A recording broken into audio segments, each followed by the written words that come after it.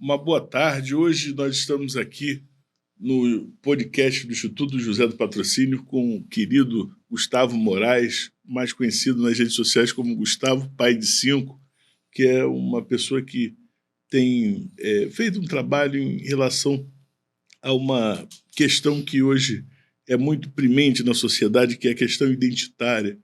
A população de afrodescendentes, sejam eles negros, pardos, tem, infelizmente, uma busca identitária, e eu vejo que o Gustavo ele traduz isso de uma maneira muito objetiva, esse não vitimismo, que é uma coisa que a gente parece que hoje está lutando, né, por trazer novamente à tona esse monopólio que a esquerda teve do protagonismo da causa negra. Por quê? Nós vimos aí que nas últimas décadas, né, o movimento negro ele foi basicamente escravizado pela esquerda. Os partidos, né, através da ditadura militar, que de 64 a 85, fizeram com que o movimento negro ele tivesse se reagrupado dentro da estrutura dos partidos de esquerda. E, por conta disso, houve uma expropriação dessa pauta. E, na redemocratização, não houve uma liderança negra que tivesse a consciência de que 65% da população são de afrodescendentes e que eles deveriam ter um protagonismo na sociedade, que essa subrepresentação ela não pode estar adstrita a um espectro político, né? E eu vejo que o Gustavo tem um trabalho muito importante de representar justamente esse estamento da população. São os pais que querem ensinar para os seus filhos conceitos que não são imiscuídos desse valor socialista, vitimista. E por isso eu acho que esse podcast é necessário para que a gente possa falar sobre isso. Primeiro eu gostaria que você se apresentasse, Gustavo, e falasse o que motivou você a se engajar nas redes sociais. Boa noite, boa tarde a todos. Estamos nos assistindo agora. Doutor Leonardo, obrigado pela presença de estar aqui com vocês, principalmente no Instituto José do Patrocínio, que faz parte aí da nossa história. Como muitos sabem, meu nome é Gustavo Moraes, eu tenho 41 anos e sou pesquisador, né, cursado pela Fundação Getúlio Vargas, né, onde eu fiz uns cursos para poder aprender a pesquisar, porque algo me incomodava muito, doutor Leonardo. O que me incomodava era o fato de nós não termos uma história do negro através da resiliência, né? Nós sabemos que o racismo está aí, o racismo ele existe, ele é real, ele é um fato, porém nós temos problemas que eu acredito que são até maiores que o próprio racismo, né? Porque quando a gente vê hoje a situação da pobreza, a situação da violência, né, que o negro vive, ele acaba muitas das vezes sofrendo muito mais pela questão social que ele vive do que pela cor da pele. Desculpe interromper, mas o Afonso Arinos de Melo Franco, foi senador constituinte em 88, ele dizia que nós vivemos hoje um processo de escravização social, que a pauta do século XIX foi da abolição racial, mas que hoje, já em 1988, há 36 anos atrás, nós precisaríamos iniciar essa consciência de que a abolição a ser realizada no século XX para o XXI seria essa abolição social. Desculpe só fazer isso. Eu quero Afonso Arinos, não fui eu que disse. Sim, verdade. E o mais interessante de tudo é que quanto mais eu pesquisava, né, quanto mais eu me interessava sobre as histórias dos negros, e muitas das vezes entrava em sites de busca, alguns anos atrás, em pesquisas, eu nunca via nada de relevante. Mas algo me remetia lá no passado que existia um José do Patrocínio, que existia um André Rebouças, que existia um Luiz Gama. Eu falei, cadê esse povo?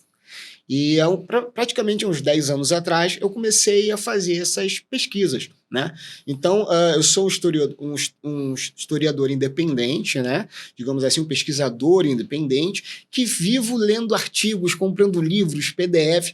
Isso foi me encantando quando você começa a descobrir, por exemplo, José do Patrocínio, participando de todo um processo de abolição, indo até no Ceará, né? Falando lá com o Dragão do Mar, olha só, agora Ceará é a cidade da luz. E muitas das vezes a gente nem ouviu falar que em 1884, por exemplo, houve um boicote de jangadeiros negros e acabou a escravidão no Ceará.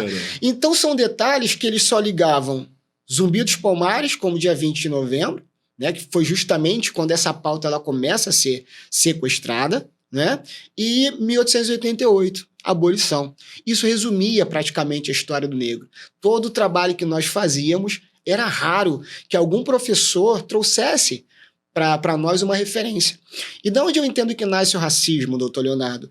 Ele nasce da sensação do ser humano se sentir superior ao outro. Então, quando você, no meu ponto de vista, eu acredito, se os professores hoje, se os intelectuais, né, eles começarem a trabalhar para colocar principalmente na primeira infância, né, no ensino médio, colocar esses personagens como Luiz Gama, o grande advogado, como José Marques, o grande deputado e também professor, né? Nós tivemos Machado de Assis, nós falamos mais sobre Nilo Peçanha, que criou, por exemplo, ali o Cefet e que tinha como princípio morais e bons costumes.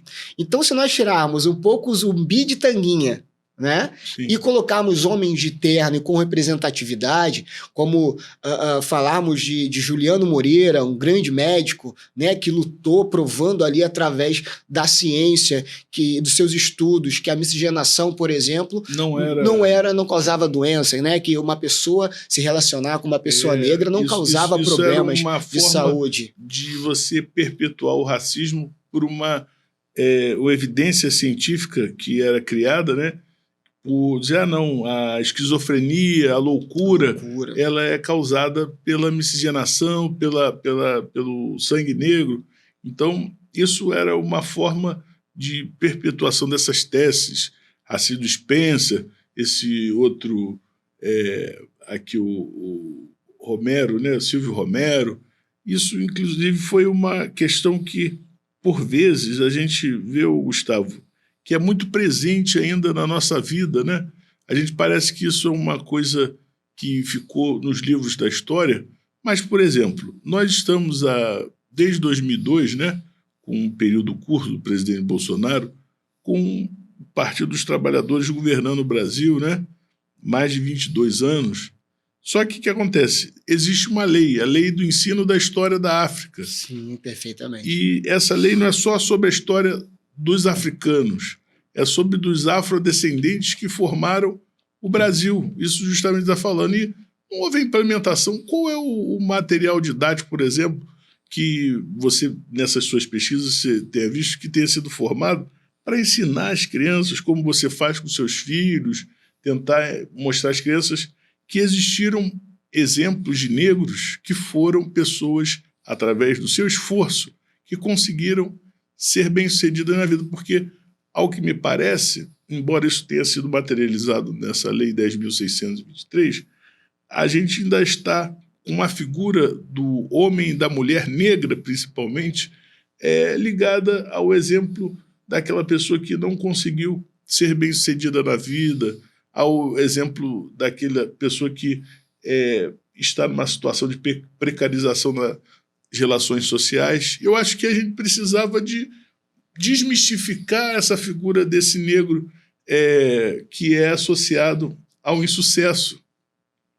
Como que você acha, Gustavo, que nós poderíamos fazer essa implementação da Lei 10.623, da Lei do Ensino da História da África, para que as crianças pudessem ver esses exemplos de negros e negras que os impulsionassem a estudar, a serem pessoas bem-sucedidas, a acreditar que eles podem chegar lá? Doutor Leonardo, eu acredito que é literalmente o MEC mudar a sua metodologia. Porque quando nós estudamos, por exemplo, sobre a luz elétrica, nós falamos de Thomas Edison, né? Mas nós não falamos de Louis Lightman, que foi um afro-americano que fez com que a lâmpada durasse criando filamento de carbono. E ele trabalhava dentro desse escritório de patentes e também afro-americanos que ajudaram a Graham Bell a terminar a patente do telefone, porque senão ele não teria conseguido a tempo. Então, quando nós começarmos a fazer essa junção e começarmos a apresentar, por exemplo, nós conhecemos Santos Dumont. Santos Dumont foi o pai da aviação no Brasil. Mas por que não falou também de André Rebouças, por exemplo, que inventou o torpedo durante a Guerra do Paraguai? Que eram lançados aqueles, né, de uma maneira manual, e ele inventou o lança-torpedos. São coisas que nós colocamos, que se nós colocarmos dentro da sala de aula, nós vamos acabar com aquela sensação e aquelas piadinhas que tem de criança, né? Ah, mas os seus avós eram escravos. Quando você pergunta para qualquer criança ou qualquer adolescente o que aconteceu em 1888, eles falam assim, a libertação dos negros. Mas, na verdade, foi o fim da escravidão. Exatamente. Os negros, eles são um processo do período escravocrata, mas quando se fala em escravidão no Brasil, se pensa em negros. E é algo incorreto porque toda a humanidade passou por um processo, é verdade, né, de escravização. Então nós precisamos levar uma visão diferente, mostrar que em 1888 houve todo o trabalho da Princesa Isabel, houve todo o trabalho do José do Patrocínio, houve todo o trabalho de André Rebouças, de José Rubino e de tantos outros negros, advogados, né, principalmente os advogados ali, os abolicionistas que transitavam, né, dentre a população branca, buscando recursos para poder pagar alforrias. Sim, né?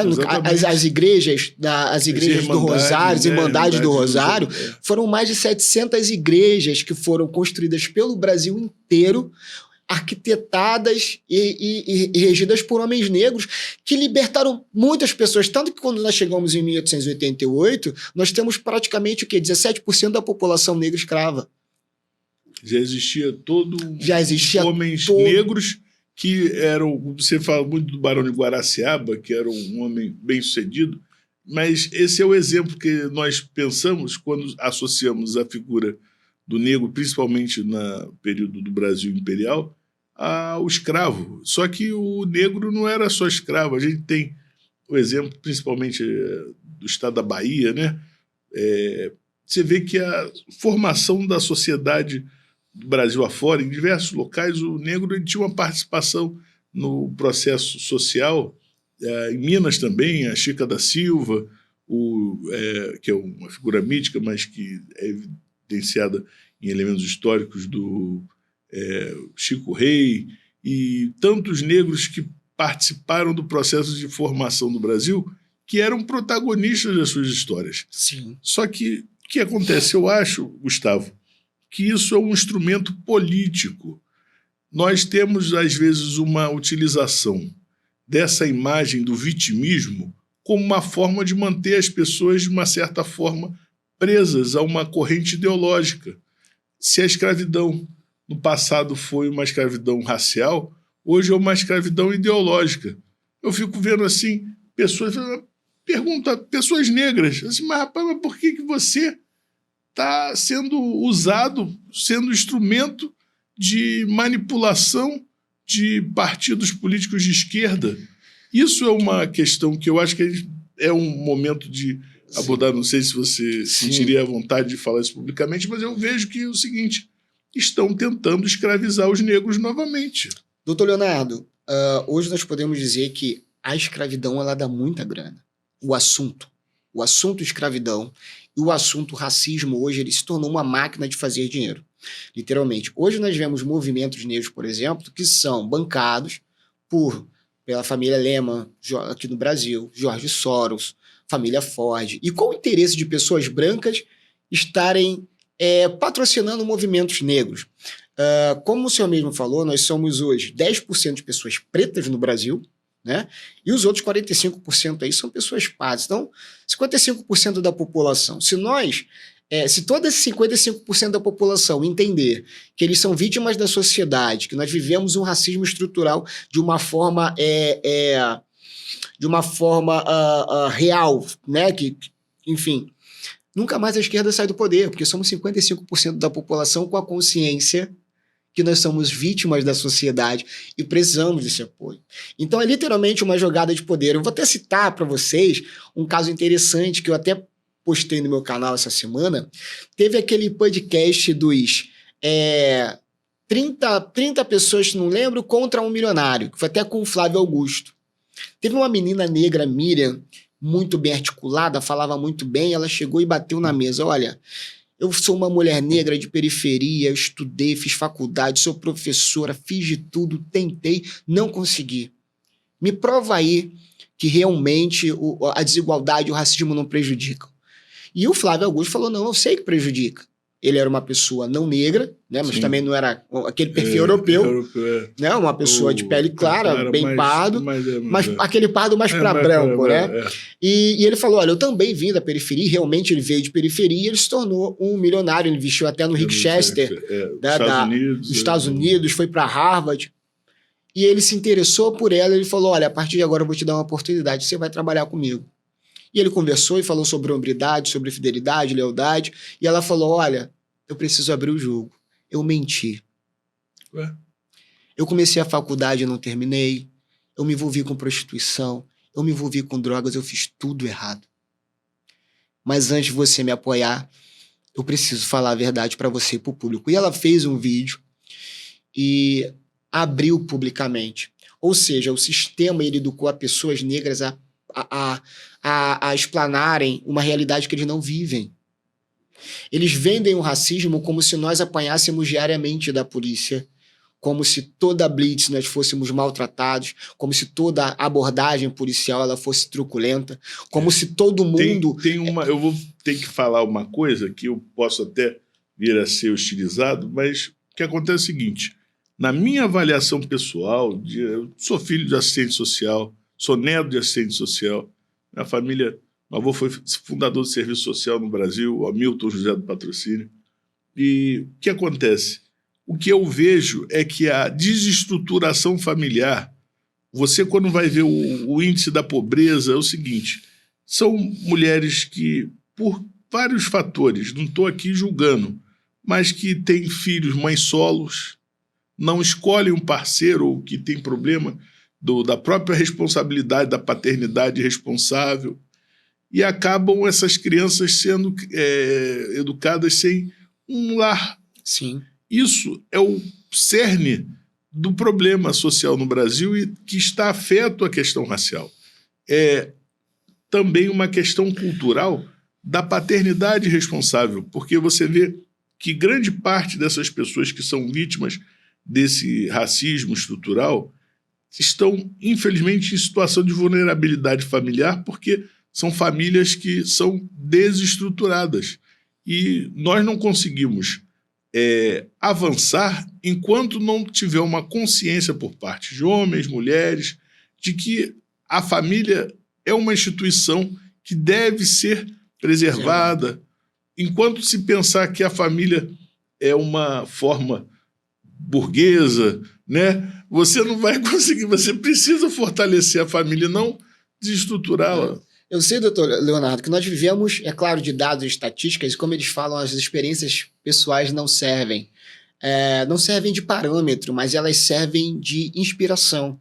E é isso que eles estão deixando de lado. Eu sei que os dados estão aí, mas nós precisamos buscar essas inspirações, e muitas das vezes elas estão ao nosso lado. Eu fui um rapaz namorador, jovem, enfim, né? E eu tenho aí meus 5 meninos, né? O famoso pai de 5 que tem agregado, enteado, mas sou presente na vida dos meus filhos. Eu tenho meu filho já há 19 anos, já está vivendo a vida dele, já está casado. Eu tenho um de 16 anos, que é um rapaz extremamente educado, João Guilherme. Ele é cristão e ele falou, olha, pai, eu quero ser cristão. Mas quando ele tinha os 14 anos, ele falava, pai, olha, eu quero pintar aqui o meu cabelo, né, com os seus 13 anos, igual todos os adolescentes faziam. Eu conversei com ele, filho, existe hoje já um estereótipo que a sociedade entende, que você fazer isso no seu cabelo, sendo um rapaz negro, você acaba se tornando, para a visão de algumas pessoas, um risco. Um alvo e um risco. Aí ele, como assim? Eu falei, filho, toda vez que o policial vai abordar, muitas das vezes, um rouba-ônibus, tem um garoto de cabelo pintado. Tá tendo um arrastão na praia, tem um garoto de cabelo pintado.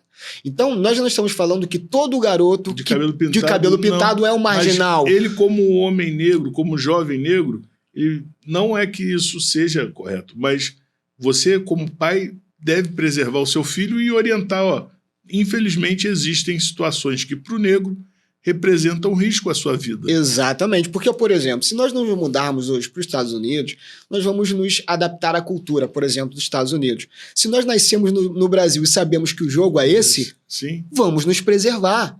É uma questão de garantir, porque, infelizmente, eu sou advogado criminal e vejo diversos jovens que são vítimas de violência porque não tiveram um pai, não tiveram uma pessoa, uma figura ali para dar uma orientação de como ele se proteger dessa violência institucional. Porque enquanto a gente não consegue efetivamente transformar a sociedade, cabe ao pai, ao mais velho daquela família, dar uma orientação ao seu filho de como ele pode se preservar de sofrer. Não que isso seja totalmente, mas diminui a possibilidade de você ter uma exposição, né? Exatamente, doutor, porque não tem como mudar hoje a regra do jogo. Então, eu acredito que uma adaptação, mas é claro, combatendo, né, trazendo ali toda uma questão de um ensinamento, mudando a cultura, a mentalidade das pessoas, e principalmente aquilo que eu falo com o senhor e com todos os meus seguidores, nós precisamos levar esses exemplos para os nossos filhos. É importante você que tem um filho negro, que tem um filho branco, filho pardo, que você mostre esses personagens. Eles estão aí, existem, por exemplo, sites americanos que eles que falam somente sobre negros inventores. Então nós temos a Thermo King, né? Ela foi inventada por um negro, uma das maiores empresas de refrigeração do mundo, é a Thermo King. Sim. Né? Então ela foi inventada por um afro-americano. A geladeira moderna teve a participação de um afro-americano.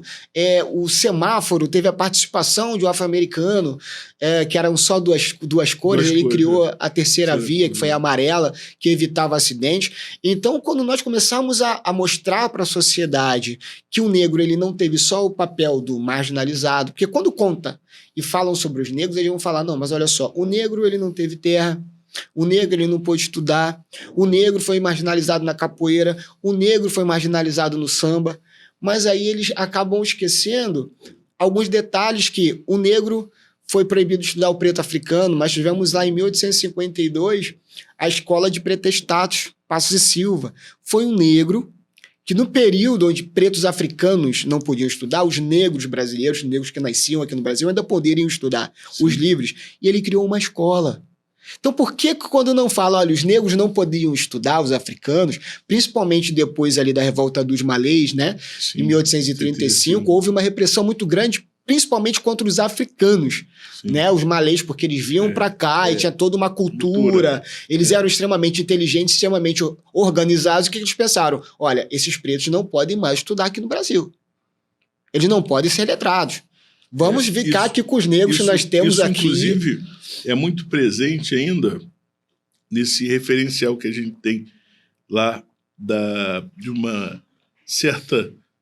a gente anda assim pelas ruas de Salvador e percebe que essa questão da identidade afro-brasileira, principalmente o chamado Nagô, Inagô, Malê, ele foi um desenvolvimento de uma altivez que ele tem, o povo da Bahia, o povo dessas regiões, ele, embora tenha tido essa perseguição, eles desenvolveram uma altivez parecida com a dos cubanos. Você vê assim que os negros em Cuba, eles são altivos, né?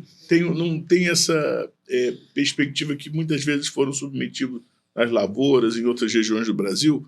E é importante só fazer essa menção porque a gente tem essa relação com os negros baianos de uma altivez que eu acho bacana. Ele não se intimida diante de alguém que chegue para ele e diga mas você é negro. Não, mas ele tem aquela altivez, Sonegão, né? Sonegão, isso tá é tudo bacana. certo. E a Bahia é um celeiro de personalidades negras. Sim. Né? Então, pô, nós tivemos ali a primeira universidade ali de medicina, por exemplo. No estado da Bahia, lá no estado da Bahia. Passo, lá em cima, no Largo do São Jesus, próximo ao Pelourinho, né? Lá em cima do Cidade Alta. Isso. Então, por exemplo, nós tivemos ali um berço de personagens incríveis que saíram ali da Bahia, principalmente a família André Rebouças, por sinal, Caetano Lopes de Moura, que foi um dos primeiros médicos, isso lá no início do século XIX. Ele chegou médico, foi para Portugal, né? Se formou lá, porque ainda não tinha aqui a faculdade. Né? Ele foi para Portugal, se formou em Portugal, ele era um tradutor, né? Falava França, né? Diversas línguas. Posteriormente, ele foi para a França e fez parte da tropa do Napoleão. Então, assim... Foi médico do Napoleão. Foi médico de Napoleão. O cara sair, desculpa, lá de Salvador e chegar para ser médico do Napoleão não é para qualquer um. E um cara desse não ser citado... Porque quando falam, por exemplo, da Revolução Francesa e posteriormente a gente fala de Napoleão, esquecem de falar de Caetano Lopes de Moura, sendo o Brasil, né, um país que luta por essa questão contra o racismo, que coloca que nós temos que passar o ensino da história afro-brasileira e também africana, e esquece esses personagens que estão extremamente interligados. Tem uma passagem aí que interliga, aí que é muito bacana, é que o José do Patrocínio, quando esteve na França, ele esteve na casa que fez os Três Mosqueteiros, ai, meu Deus do céu, tá vindo da minha... O escritor fez os Três Mosqueteiros, e ele, embora fosse um francês branco, ele é neto de um general negro que esteve no Haiti. Então ele era um mulato, uma espécie de um mulato francês. E isso lá na França era uma questão que a França, que desde 1565 tinha abolido a escravidão em solo francês, já tinha avançado muito nessa questão racial, tanto que o avô do Monte não é o ai, meu Deus. Vou lembrar que às vezes me dá esse branco também, doutor. Dumas, Alexandre Dumas. Isso, Dumas. O Alexandre Dumas, o avô dele... E ele é retratado dele... como negro, para muitos. Muitos ele acaba sendo retratado negro, como negro. Porque o Alexandre Dumas era um negro francês, general, lutou nas guerras napoleônicas, e o neto era um grande escritor, e o José do Patrocínio tinha uma amizade lá com ele, quando ele foi lá à França. E o que acontece? Essa representação desses negros na sociedade francesa, por exemplo, eram importantes. Eles tinham tanto que Alexandre Dumas fez os Três Mosqueteiros, é um símbolo da França, e o nosso médico não sai em lugar nenhum. Por que nós não conseguimos entender a importância de se...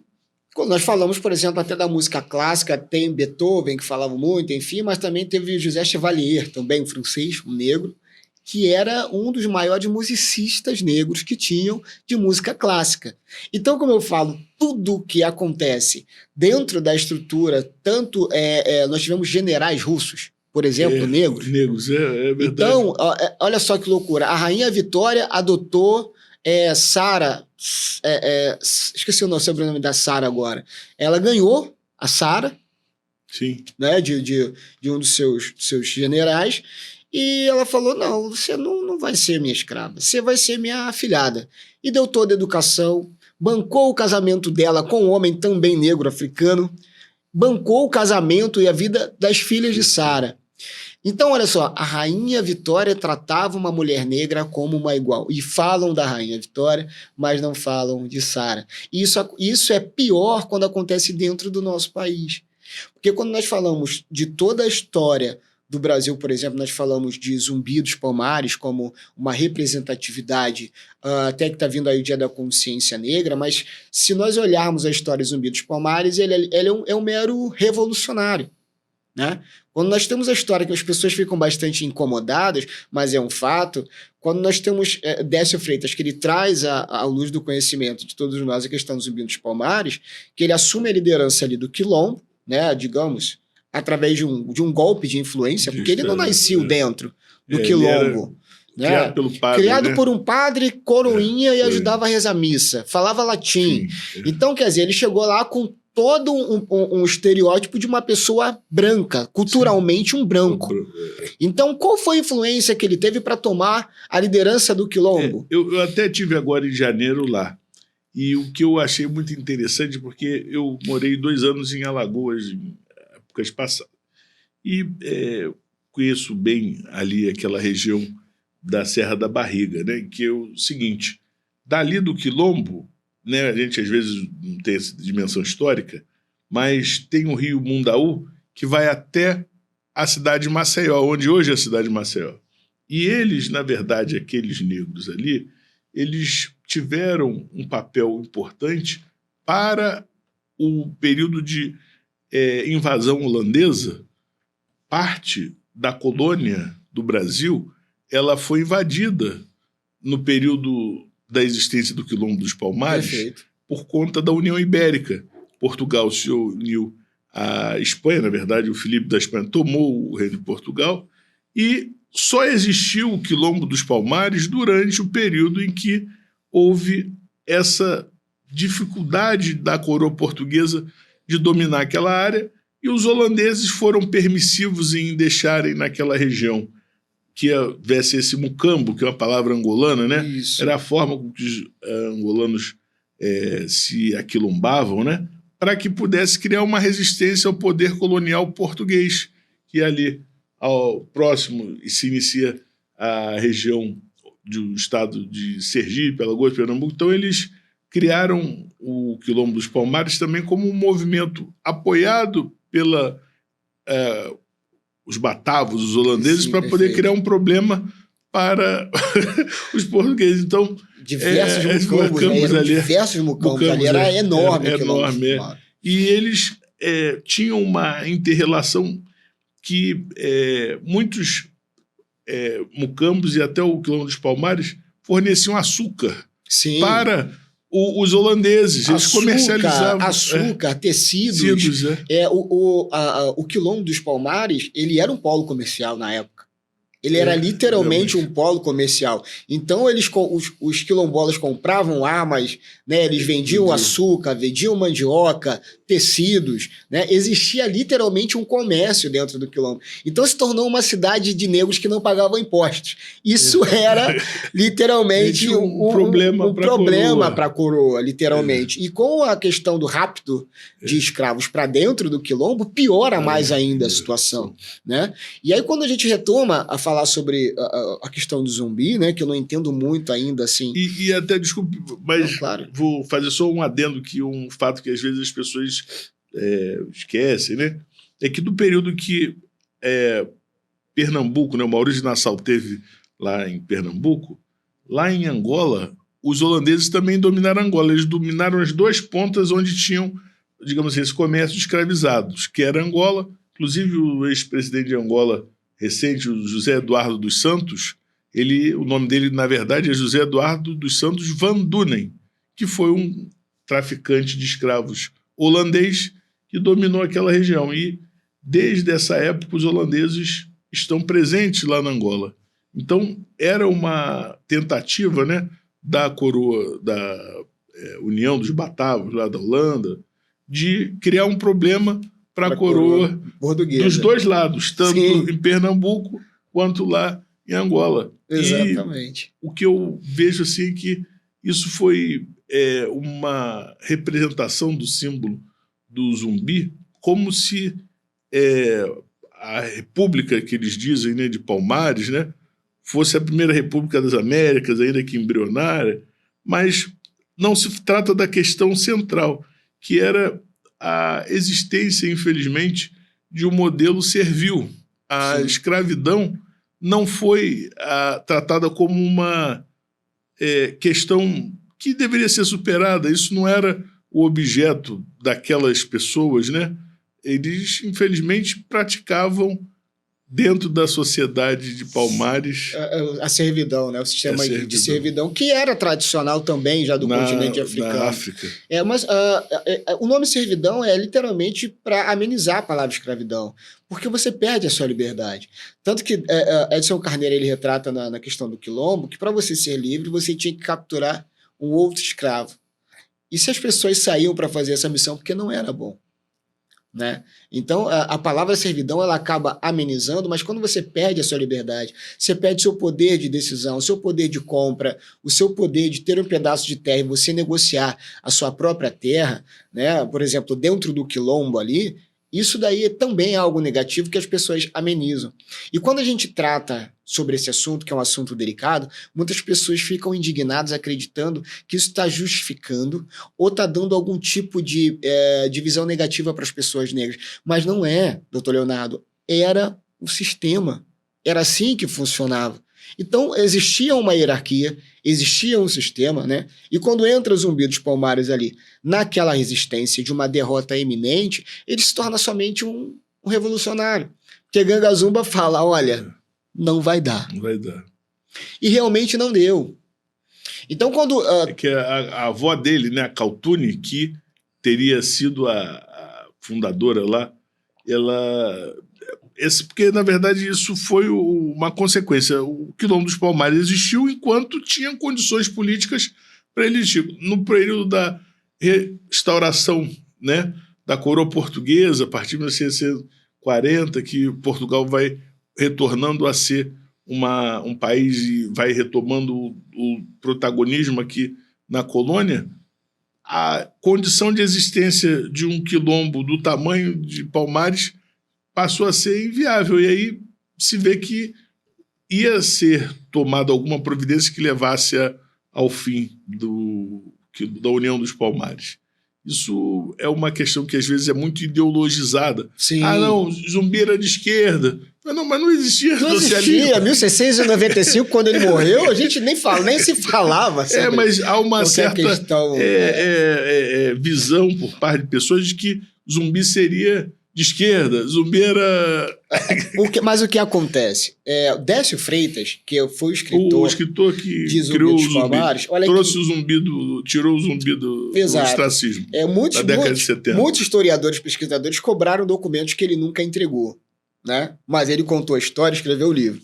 E ele morreu sem entregar seus segredos sobre Zumbi. Porém, tem uma entrevista que ele deu ao UOL em 1995, que ele deu na entrevista ao UOL, e lá ele narra que ele ficou incumbido de um contragolpe marxista contra o regime militar. Sim. E ele ficou incumbido de ter um revolucionário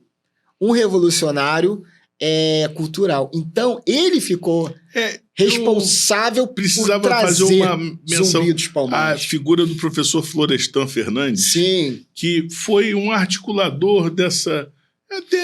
foi uma forma que eles criaram para se ter uma luta do protagonismo. Eu tenho que fazer uma referência aqui positiva ao que muitos colegas, amigos negros, irmãos, falam sobre essa questão. Não, quem ensinou nós negros a lutarmos foram os socialistas, porque eles criaram essa ideia de esse embate. Não, eles dizem, eles falam assim, não, fomos nós, mas só que, infelizmente, a gente não pode viver em cima da mentira.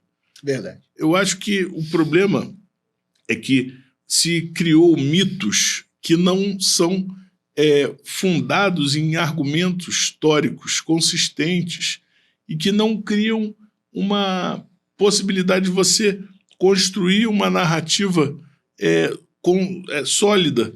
Eu acho que, infelizmente, esse trabalho, como o professor Florestan Fernandes, né, o próprio presidente Fernando Henrique Cardoso, que foi um sociólogo que dedicou a vida dele ao estudo também dos negros, né, de São Paulo, mas efetivamente a gente não vê uma construção em bases, né, históricas sólidas, porque eles criaram essas narrativas aí para rivalizar um discurso marxista que não se consolida na realidade do povo, na tradição histórica. Hoje se combate muito a visão do negro revolto, mas eles criaram essa imagem do negro, né? Não, nós temos que lutar, enfim. Mas quando a gente analisa, por exemplo, vou citar 2 personagens. Martin Luther King, ele era extremamente pacífico, né? Extremamente metódico. Já Malcolm X tinha todo o seu perfil um pouco mais combativo. E Martin Luther King ele conseguiu muito mais benesses para o movimento negro do que Martin Luther King. Quando a gente vem com Malcolm X, perdão, quando nós vemos para o Brasil, por exemplo, se fala muito sobre Zumbi. Sim. Zumbi entrou em combate e acabou com o Quilombo, uma revolta eminente. Quando a gente retrata Luz Gama, era um advogado, negros procuravam Luz Gama para fazer revolta. Ele falava: eu não participo de revoltas, eu trabalho dentro da lei. Porque Luz Gama, ele entendia que a escravidão, por mais que fosse desumana, era legal. Infelizmente. Era verdade. Era algo desumano, mas era algo legal. Então ele sabia que toda e qualquer revolta, como nós tivemos diversas revoltas, elas podem ter surtido um efeito posterior por questão de medo ou até mesmo... Mas também é claro, né, toda a forçação ali de barra da Inglaterra, da industrialização, o capitalismo, enfim, era importante que a escravidão acabasse. Mas o interessante de tudo isso é que, por exemplo, a revolta dos malês, que foi uma revolta de certa forma bem estruturada, né? Mas houve a prisão ali do Pacífico Licutã, eles tentaram ali antecipar e o plano foi caguetado mas e o negócio... Existem elementos ainda muito importantes que não foram, por exemplo, a religião do candomblé foi a principal instrumento de resistência dos malês. Por quê? Houve uma associação íntima entre a religião, o que chamam de... né? Culto de Fá, e o espaço onde resistiu a cultura afro-brasileira, principalmente o protagonismo iorubano, foi dentro da religião de matriz africana, dentro do candomblé.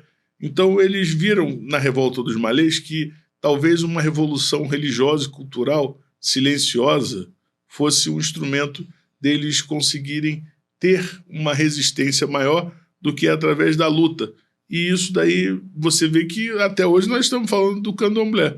Então, talvez tenha havido ali, na Barroquinha, lá em Salvador, sim, uma ideia de mudar a forma de se lutar.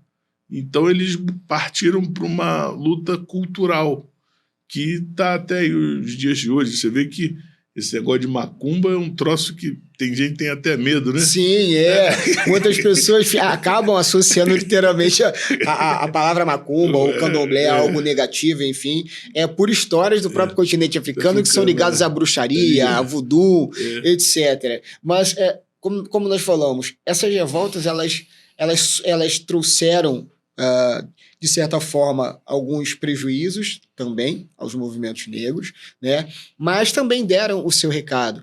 Mas essa visão que tentaram, que foi criada ali a partir da década de 70, né, 80 principalmente, de trazer o negro marxista, ele esquece que nós tivemos lá no início de 1930 já a Frente Negra Brasileira, né, que era um movimento de direita, que era um movimento monarquista. As igrejas, por exemplo, né, as igrejas negras, Nossa Senhora do Rosário, extremamente conservadoras. O negro ele sempre foi conservador na sua essência. Não, é verdade. Na sua essência. Uma distinção, Gustavo, que eu acho que a gente tinha que fazer, para que até nossos espectadores saibam. Existe o crioulo e o negro. Sim. A família negra ela passou a existir a partir de 1850, com a proibição do tráfico negreiro, que é o chamado Pai Francisco, Pai José, Pai Dona Rosa. Por quê? O que acontecia? Com a proibição do tráfico negreiro, aqueles escravos de confiança passaram a se casar, terem mulheres mais novas e fazerem a sua família, que passou a ser formar com aqueles jovens que o negro ele não tinha família, ele não tinha o direito de ter um filho, de ter uma prole. Então, ele, a partir dali, passou a ter essa necessidade dessa conservação, dessa unidade familiar. E isso é diferente porque eu me como um crioulo, porque o crioulo é aquele negro que a mãe tem aquele cuidado, o pai tem aquele cuidado, a família tem aquela coisa que quem é branco não entende, mas a família negra ela é muito próxima, eles Sim. gostam sempre de estar próximos. Então isso é o criolismo. E a questão do negro desagregado, sem essa unidade familiar, ele perde um pouco da sua identidade. Por isso que a gente que fala sempre nessa instituição da família e desse movimento da Frente Negra de 1960, é porque a essência do movimento negro é o criolismo, que é essa referência da família, que não é um viés conservador, mas é pela necessidade que os negros tiveram de preservar quem é a unidade, quem é que você